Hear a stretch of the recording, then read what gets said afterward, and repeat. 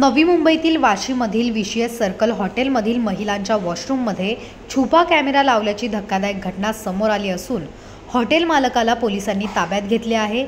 आरोपी अजय राजेंद्र सिंग याला पोलिसांनी ताब्यात घेत चौकशी सुरू केली आहे। वॉशरूममध्ये जाताना एका महिलेला काहीतरी असल्याचा संशय आल्याने मोबाईल असल्याचे दिसले।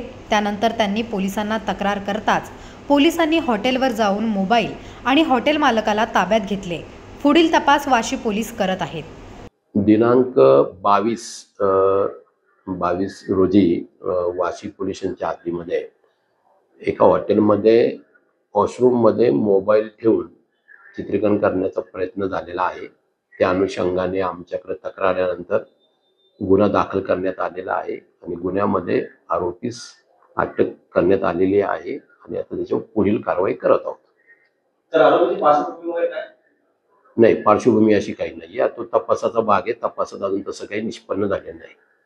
सर, नवी मुंबईच्या महिला राहतात असे प्रकार सर्रास कुठे कुठे घडतात, काही तुम्ही अवेअरनेस नाही? नक्कीच आम्हाला जर असं कुठेतरी जर कुठे असं आढळलं तर माझं आव्हान आहे की आम्हाला ते निदर्शनास आलं तर आम्ही त्याच्यावर कडक कारवाई करू आणि आम्ही स्वतःही त्याबाबत सतर्क राहून पुढील कारवाई करण्याची तजवीज ठेवत आहोत।